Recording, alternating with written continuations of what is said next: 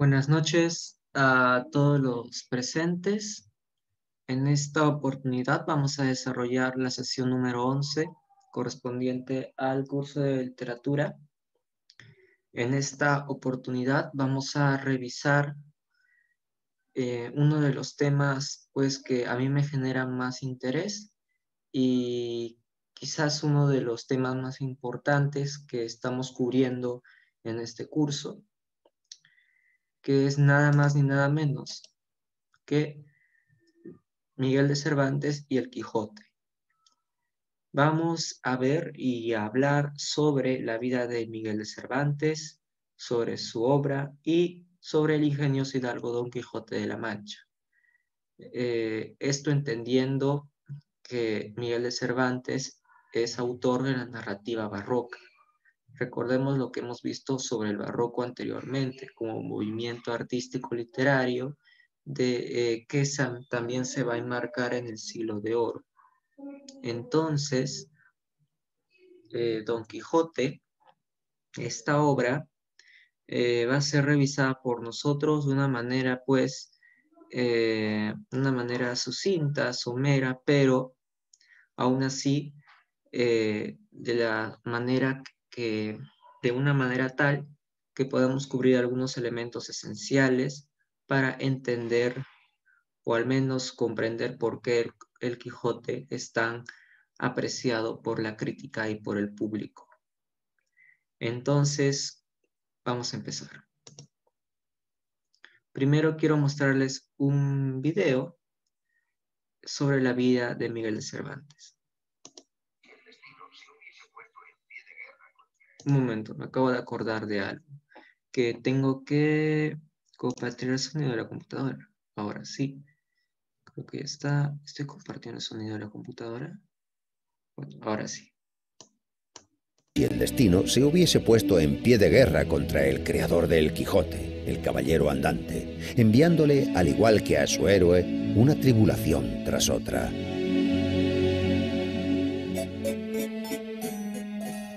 Miguel de Cervantes nació el 29 de septiembre del año 1547 en el seno de la familia de un noble arruinado, Rodrigo de Cervantes. Este era cirujano barbero y, acuciado por las necesidades económicas, se vio obligado a emprender un peregrinaje por distintas ciudades en busca de mejor fortuna. Al final, Miguel no tuvo más remedio que ponerse a trabajar. En aquella época, un joven de familia noble podía probar suerte en la corte, en la vida militar o en la iglesia. Cervantes eligió la tercera opción. Entró al servicio del cardenal Acquaviva y se fue a Roma. Sin embargo, el oficio de ayuda de cámara no era del agrado del apasionado joven español. Al cabo de un año, movido por ambiciosos ideales, decidió incorporarse al ejército español. El 7 de octubre del año 1571, el barco en el que servía Cervantes combatió en la batalla de Lepanto. Miguel luchó con valor y recibió 3 balazos de arcabuz durante la contienda, uno de los cuales le dejaría inutilizada la mano izquierda para siempre. Pero ni siquiera esto consiguió apartar a Cervantes del ejército. Recuperado de sus heridas, volvió al servicio activo, participando en distintas campañas durante 5 años más. Pero el destino le tenía deparada otra dura prueba. En el año 1575, la galera El Sol, en la que servía Cervantes, fue apresada por unos corsarios. El desafortunado hidalgo fue vendido como esclavo en Argel. Sin embargo, las cartas de recomendación para el rey que el cautivo llevaba con él le darían cierta categoría ante Hassan Bajá, gobernador de Argel, y le salvarían de graves castigos, pero la suma del rescate que Bajá señaló para tan importante cautivo ascendió notablemente. Los parientes de Cervantes tardaron 5 años en reunir el dinero para pagar el rescate de Miguel. Cervantes se alegró de volver a casa, pero al parecer sus tribulaciones no habían acabado aún. Nadie, salvo sus parientes, necesitaba al veterano que había resultado gravemente herido durante una batalla. Para entonces los Cervantes estaban en la ruina. El padre, después de quedarse sordo, había tenido que renunciar a seguir ejerciendo su profesión de cirujano barbero, por lo que la responsabilidad de mantener a la familia recayó sobre los hombros de Miguel. Este volvió a la vida militar, pero sus exiguas ganancias no bastaban para mantener a su gran familia, que se había visto aumentada con la aparición de una hija ilegítima de Cervantes, y tras casarse con su joven esposa totalmente desesperado, Miguel prueba suerte en Andalucía. En el año 1587 se las arregla para conseguir el puesto de comisario de abastos de la Armada Invencible. Pero allí, donde los proveedores deshonestos se enriquecían en tan solo unos meses, el noble y honesto hidalgo no tuvo más que problemas. Fue encarcelado varias veces, víctima de falsas acusaciones de malversación de fondos.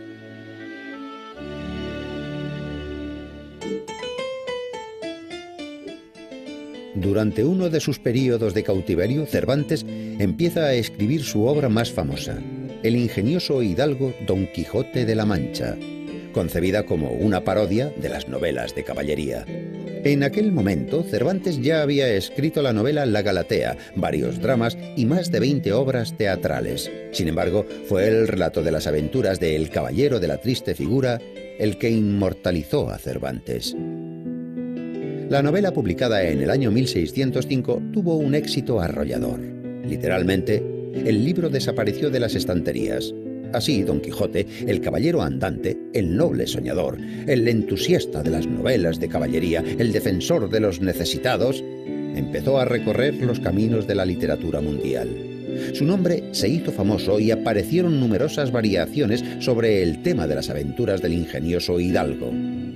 La imagen de Don Quijote, el caballero andante, no solo fue analizada por críticos literarios, autores clásicos y ensayistas, los filósofos también lo hicieron. La novela de Cervantes fue traducida a multitud de idiomas y solo es superada en número de ediciones por la Biblia. 10 años después de la publicación del Quijote en España, se publica la obra titulada Segundo tomo del ingenioso hidalgo Don Quijote de la Mancha. Sin embargo, su autor no era Cervantes, sino alguien que se escondía tras el seudónimo de Alonso Fernández de Avellaneda. El Quijote de Avellaneda carece de nobles ideales y solo aspira a enriquecerse. Afortunadamente, el plagio de Avellaneda pasó casi desapercibido para los lectores. Por otra parte, el falso Quijote forzó a Cervantes a escribir la segunda parte de su novela, en la que sublimó los ideales humanitarios del protagonista.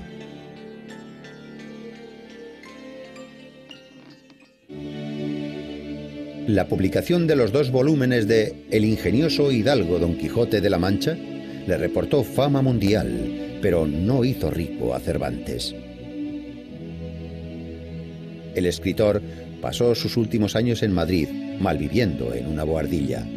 En el año 1613, Cervantes ingresó como novicio en la Orden Tercera de San Francisco, en la que pronunciaría los votos definitivos 3 años después. El gran escritor falleció el 23 de abril del año 1616 y fue enterrado de caridad con el sayal franciscano en el convento de las Trinitarias. Pero sus héroes, el caballero de la triste figura Don Quijote de la Mancha y su fiel escudero Sancho Panza, llevan ya 400 años viviendo entre nosotros. Muy bien, tenemos este video que acabamos de ver sobre la vida de Miguel de Cervantes Saavedra. Y el destino. Bien, como hemos visto, él nació en 1547, un 29 de septiembre, probablemente, que cae justo en el día del Arcángel San Miguel, en Alcalá de Henares. Fue bautizado el 9 de octubre de ese mismo año.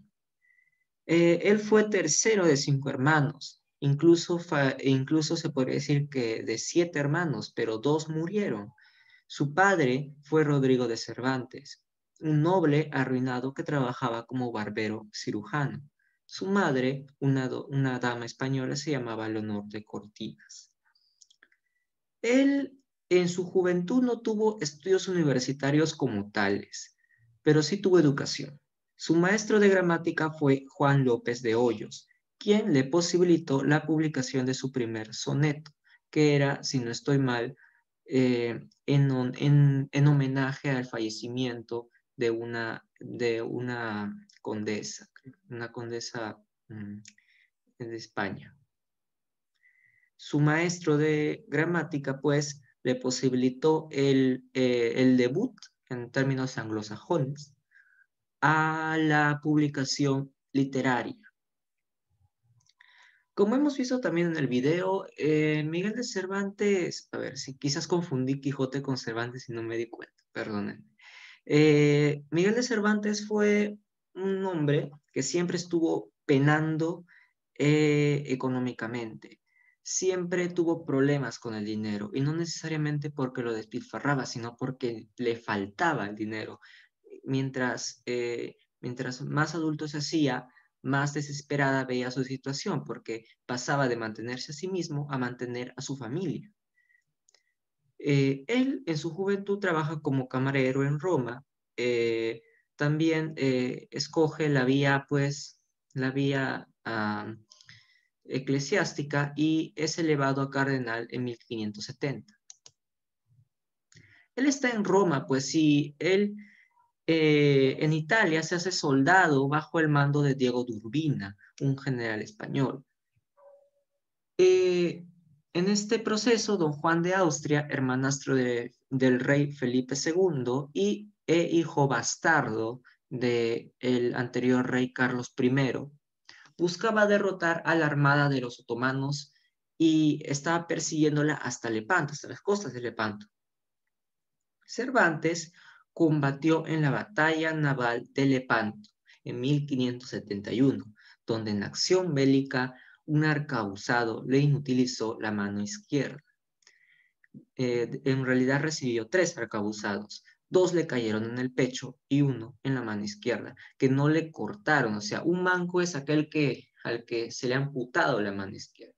Pero le dicen más bien manco porque básicamente su mano izquierda era como si no la tuviera, ya que era inútil. Le habían destrozado nervios de la mano, lo que lo hacía totalmente inoperante. Se quedó en Italia, recuperándose de sus heridas, hasta 1575. Pasa 2 años en Nápoles. Don Juan de Austria le concedería que regrese a España. Sin embargo, cuando está regresando de Nápoles a España en la Galera del Sol, una flotilla turca comandada por el renegado albanés Mami Arnaute lo hizo cautivo junto con su hermano Rodrigo. Permaneció 5 años en cautiverio. Como llevaba cartas de recomendación de don Juan de Austria, sus captores lo consideraron como un preso importante, que aseguraba un alto rescate. Pidieron 500 escudos de oro para su rescate. Y en 1580, los padres trinitarios, que se trata de una orden religiosa que se encargaba de tratar de liberar cautivos, incluso ellos a veces se ofrecían a intercambiarse por los cautivos para liberarlos. Estos padres trinitarios llegan a Argel para rescatar a Cervantes. Con muchos esfuerzos, haciendo pues negociaciones con comerciantes cristianos, pagan el rescate a costa de que su familia, la familia de Cervantes, se endeudase gravemente. A ver. Luego estuvo en Portugal, buscando la forma de rehacer su vida y pagar las deudas contraídas por su familia para rescatarlo de Argel. Él continúa después en actividades militares, pero deja de... a ver, chat. O sea, realmente no era caridad. O sea, los padres trinitarios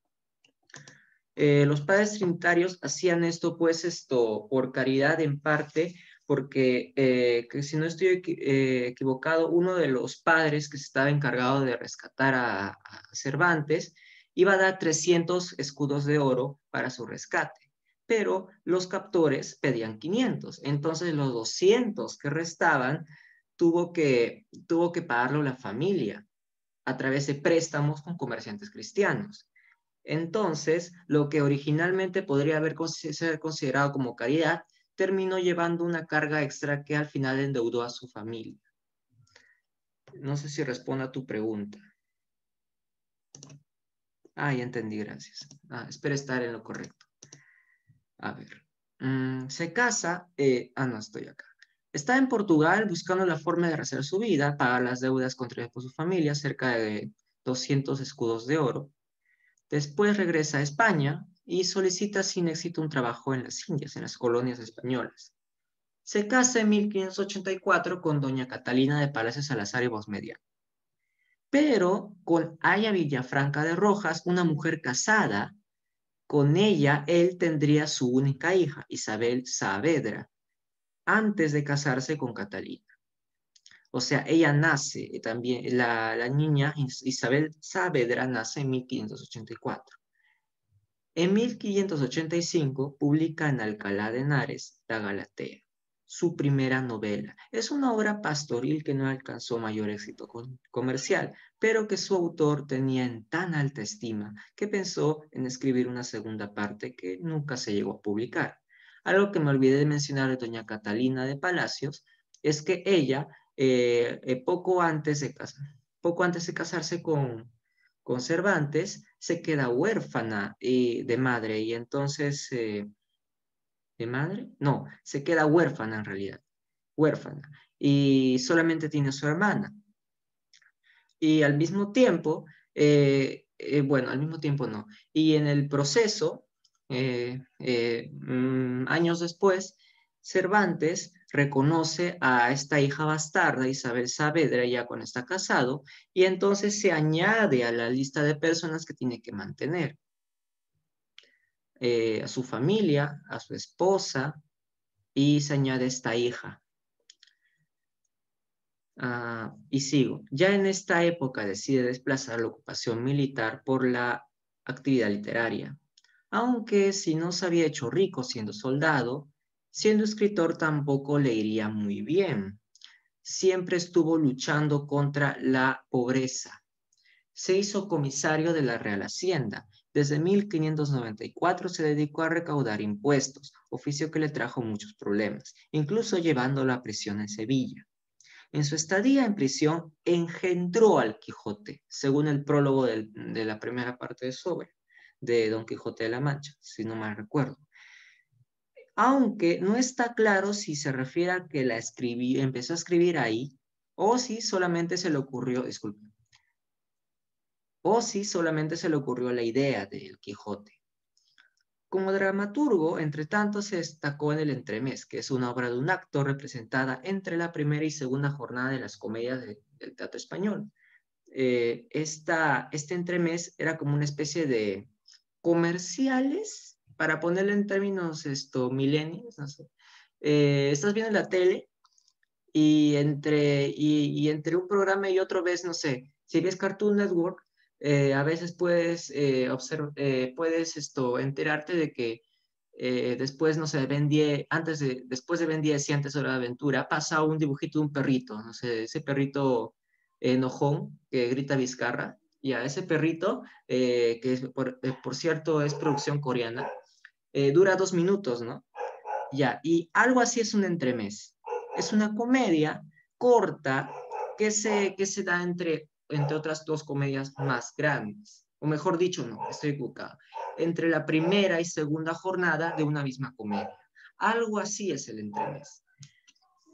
O mejor, para hacer mejor mi ejemplo, estás viendo Ben 10 y pasa comerciales y entre el comercial sale el perrito el que grita Vizcarra, su programa, que dura 2, 3 minutos. Y luego vuelve los comerciales y vuelve Ben 10. Algo así es un entremés. Pero si estoy explicando innecesariamente cosas que no tienen nada que ver, su producción clasicista, porque seguía en los tópicos horacianos de no mezclar tragedias con comedias, y tiene que haber una unidad temática, una unidad de representación ficcional, de imitación. Esta producción clasicista que él hacía de entremeses fue eclipsada por la nueva forma de hacer comedias de Lope de Vega, su arte nuevo de hacer comedias, y que crearía lo que llamamos drama dentro del género dramático. Tenemos la comedia, la tragedia y el drama. Esto sería fruto de la ocupación literaria de Lope de Vega en nuestra tradición literaria. Bueno, pues Cervantes se enoja bastante y se indigna mucho porque Lope de Vega hace de que sus obras, sus entremeses parezcan cosas anticuadas para los empresarios teatrales. Por lo tanto, nadie quiere comprar sus dramas. Ni mejor dicho, nadie quiere comprar sus comedias. Nadie. Y por esta razón, Cervantes va a tenerle un encono a Lope, de lo cual Lope creo que sí se da cuenta, y Cervantes pues ve eclipsado una fama posible y también la venta de sus comedias por culpa de Lope, y va a haber una rivalidad, digamos una rivalidad en ese sentido, producto de la cual Cervantes va a hacer bastantes referencias y críticas y defensas de su propia producción clasicista, pero al final, después de todo, va a tener que aceptar esta forma nueva de hacer comedias y se va a adaptar. Ahora, en 1604 se publica en Valladolid, se ubicó en Valladolid. En 1604 reside ya en Valladolid, España. Al año siguiente, en 1605, publica El ingenioso hidalgo Don Quijote de la Mancha. Luego, en 1615, la continuación titulada El ingenioso caballero Don Quijote de la Mancha. Esta obra de 2 partes fue un éxito comercial rotundo, literalmente desapareció. Se hablaba de que el Quijote en la obra hablaba de que sus historias iban a tener 20.000 volúmenes y de que nadie iba a dejar de leerlas y tal y cual. Y bueno, su profecía se cumplió. Y de esto es señal de que es el libro más editado y traducido y creo que con más ediciones. Es el libro que más se ha impreso y del que más se ha vendido y tal y cual. No, vendido no. Más bien se ha editado, se ha traducido, se ha reeditado después de la Biblia. Eso dice mucho. Entonces, esta obra no solamente es importante por su éxito comercial, y no es lo más importante, sino de que lo más trascendente de esta obra es que iniciaría el realismo como estética literaria, además de fundar la novela moderna.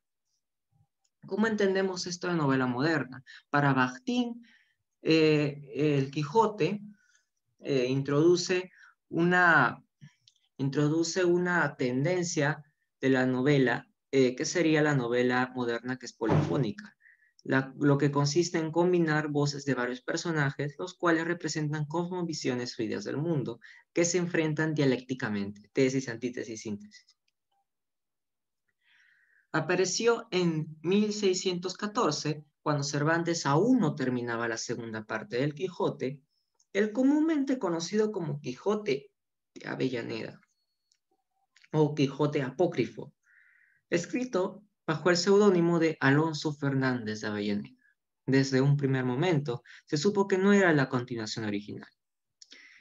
Cervantes, consciente de esta obra apócrifa, aceleró la composición de la segunda parte auténtica, añadiendo en el proceso más de una referencia y crítica sobre ella. De hecho, el Quijote llega a leer, el Quijote en la misma obra llega a leer el Quijote de Avellaneda y dice que qué mala es esta obra. Y dentro de la obra incluso el propio seudónimo de Alonso Fernández va a reconocer que el Quijote original es superior. Bueno. 5 meses después fallece en Madrid, abatido por la diabetes y la pobreza. Muere pues, es enterrado por caridad, como se dice en el video, si no estoy mal. Fallece el 22 de abril de 1616, tras una vida que no alcanzaría a recibir todo el reconocimiento tras su muerte.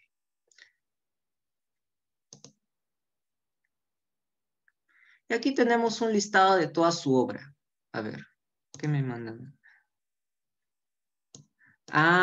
Tuvo éxito esas obras. Ese tema a mí también me genera mucha suspicacia, pero voy a intentar explicarlo de esta manera. Imaginemos de que tú, bueno, ahora hay derechos de autor, ¿verdad? Ahora tú debes recibir regalías por tu obra, pero en esa época yo imagino, yo supongo, yo hipotetizo de que en esa época los derechos de autor contemporáneos ni siquiera estaban planteados. Entonces, una casa editorial, un fondo editorial, una editora, era la que se llevaba las ganancias económicas de las obras que se publicaban y tenían éxito. Claro, no quiere decir que Cervantes vivió sin fama. No, no digo eso. Sí, de hecho, en vida le cobró bastante prestigio esta obra, Don Quijote de la Mancha. Pero ¿qué sucede? De que no va a llegar ni a la mínima parte del prestigio que tiene luego de muerto y el que tiene ahora. A eso me refiero. Y claro, y si él murió en la pobreza, pero su obra fue un éxito, eso quiere decir que él no se vio muy beneficiado económicamente, porque tal vez los ingresos que generaba el Quijote fueron a parar a otras manos, y no necesariamente su familia, sino que los que imprimían el libro y lo distribuían. Espero haber respondido a tu pregunta. Bien, tenemos... de todas maneras, también tengo que leer sobre eso. Es una duda. Bueno, sigo. La obra de Miguel de Cervantes está listada como pueden ver acá. Tenemos las novelas ejemplares que se publicaron entre la primera parte del Quijote y la segunda. También tenemos que él tuvo una obra, una obra póstuma, Los trabajos de Persiles y Segismunda, historia septentrional. Ahora, ¿qué hora es? Normal. Vamos a ver este resumen de la primera parte del Quijote, quizás, pero creo que mejor sería hablar ya de los aspectos, de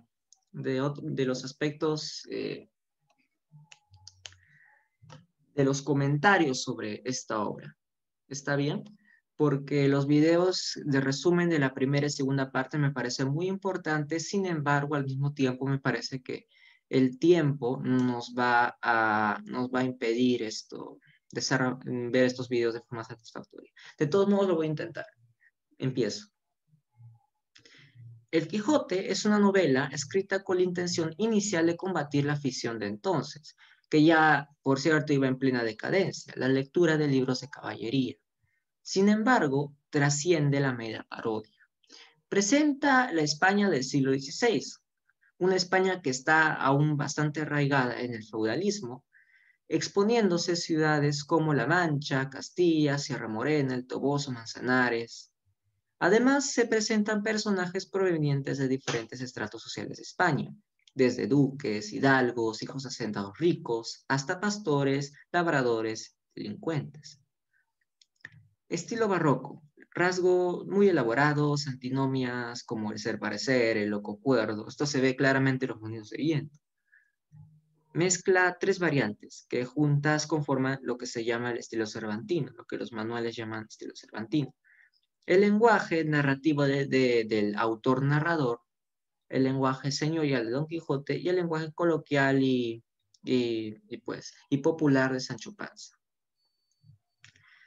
Ahora, ¿por qué el Quijote es tan importante en la literatura mundial?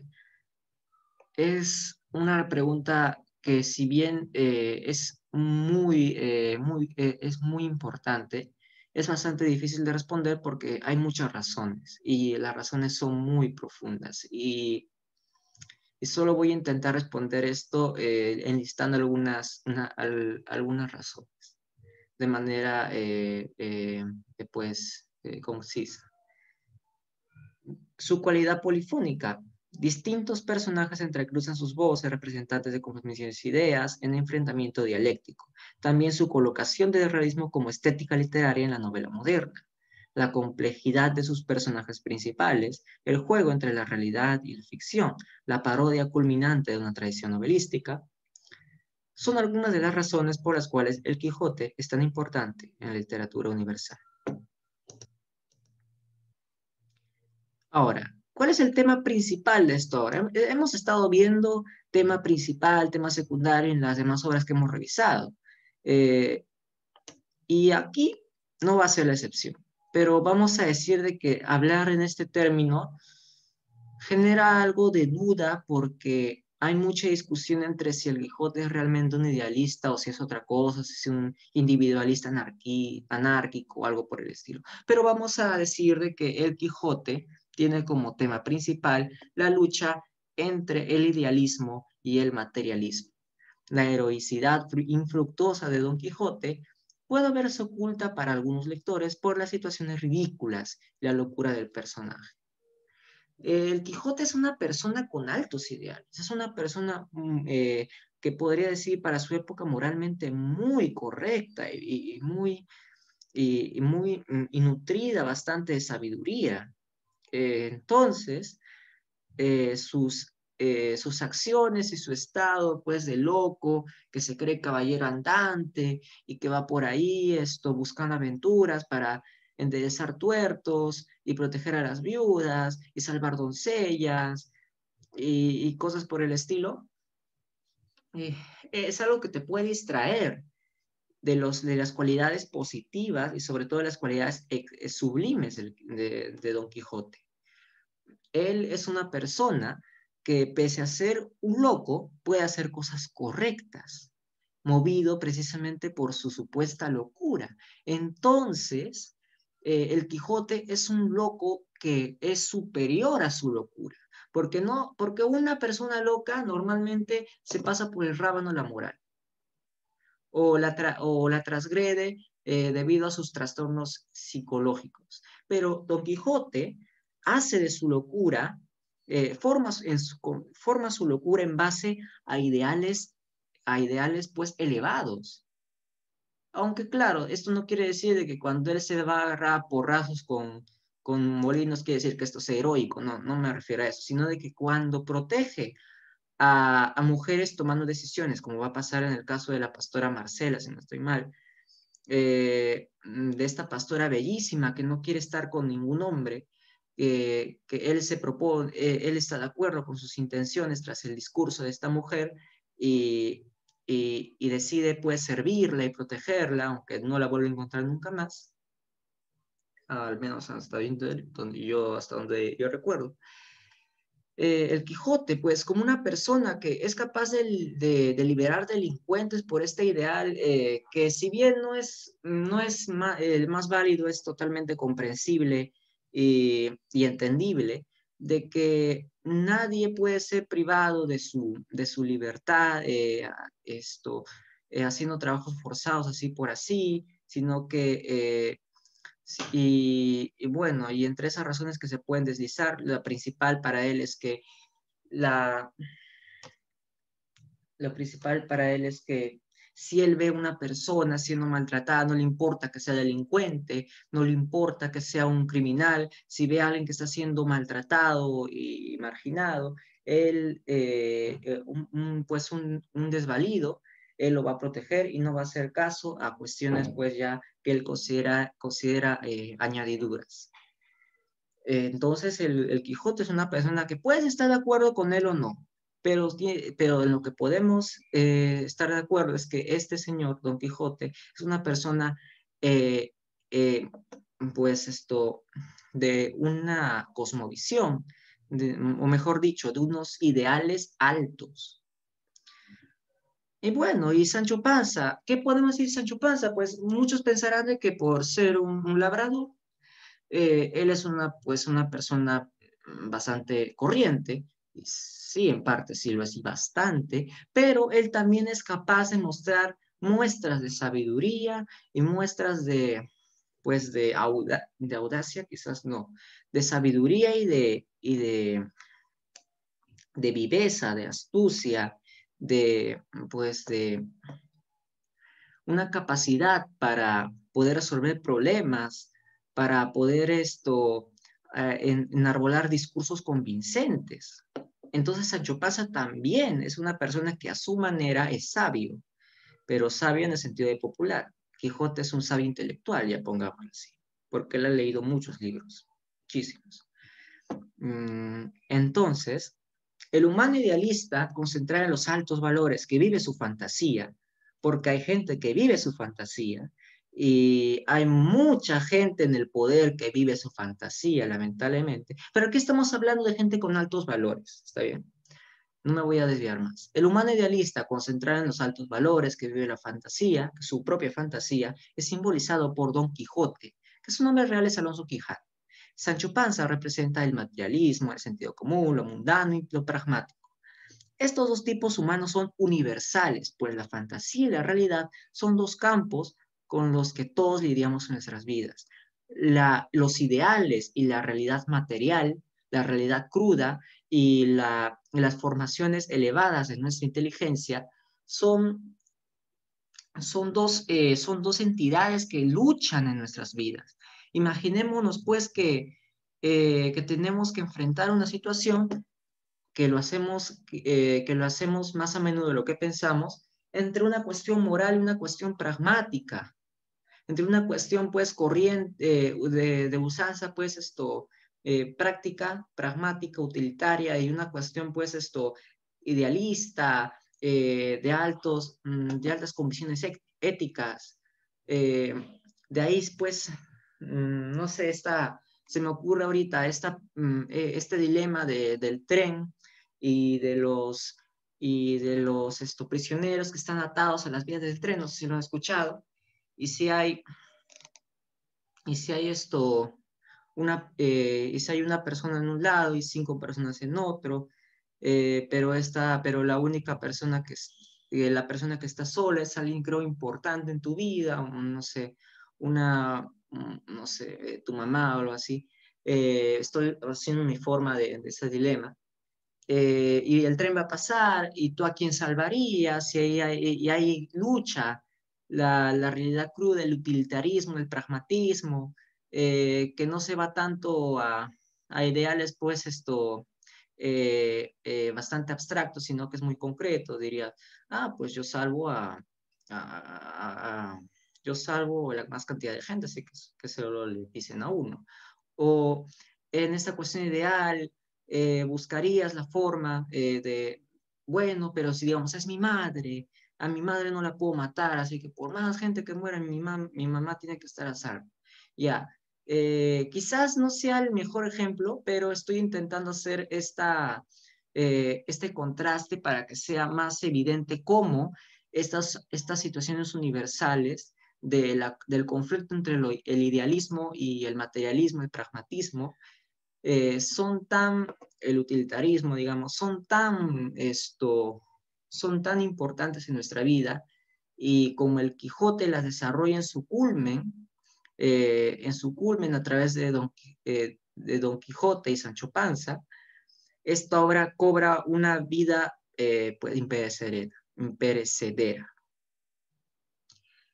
Esta dualidad se plantea dentro de cada individuo. Todos somos Don Quijote y Sancho a veces. Somos más uno que otro, o viceversa. Al final de la obra se produce una quijotización de Sancho y una sanchificación de Alonso Quijano. Esto se observa en su culmen cuando Alonso muere. E incluso ya desde la primera parte de la obra, el Quijote, mejor dicho, Sancho, va haciendo, debido a su ingenuidad, se va tragando esta especie de historias fantásticas que le va diciendo de Don Quijote, y Quijote al mismo tiempo es capaz de tener rayos luces de lucidez, momentos de lucidez donde se da cuenta de la realidad. Entonces, Sancho se va haciendo más idealista y Don Quijote se va haciendo más materialista para hacer esta observación. La obra combina el plano de la realidad y con la ficción. Esto es muy interesante y no sé por qué en las escuelas no se menciona, aunque después en la universidad a mí me están tirando, me están agarrando de la pata con este tema. Tanto el narrador como el Quijote, como el propio Cervantes, son parte de la misma diégesis, a la cual se la plantea como real, verdadera. El Quijote se da cuenta en el segundo tomo del libro que se ha vuelto famoso. Personajes como el cautivo hacen referencia directa a hechos reales en la vida de Cervantes. Incluso lo mencionan. El cautivo dice de que tuvo un compañero en la prisión que era el propio Cervantes, y de que como él era tan importante, no lo castigaban como a los demás.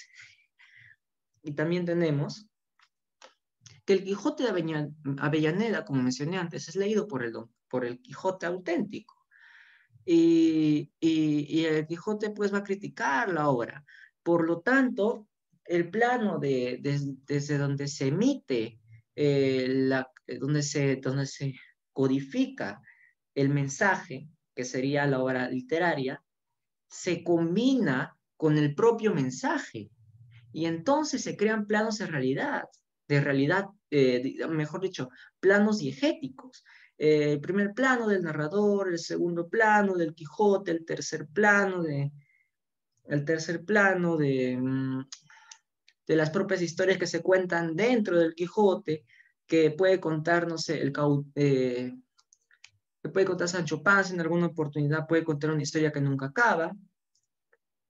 Y así se van incluso introduciendo otras historias de otros personajes que van haciendo referencia a otras personas que son reales y así, y eventos que suceden en la vida real afectan a la obra, porque el Quijote se da cuenta de que escribieron sobre sus aventuras y luego se entera de que la gente reconoce su fama. Y así pues el Quijote está maravilloso y por eso les recomiendo que lo lean. De hecho, lo estoy leyendo y voy a acabar el primer tomo. Y ya se va a cortar esta sesión, así que vamos a esperar a que se acabe para continuarla en los ejercicios, una pequeña lectura y no sé si veríamos los videos. Mientras tanto, vamos a esperar a que se acabe esto.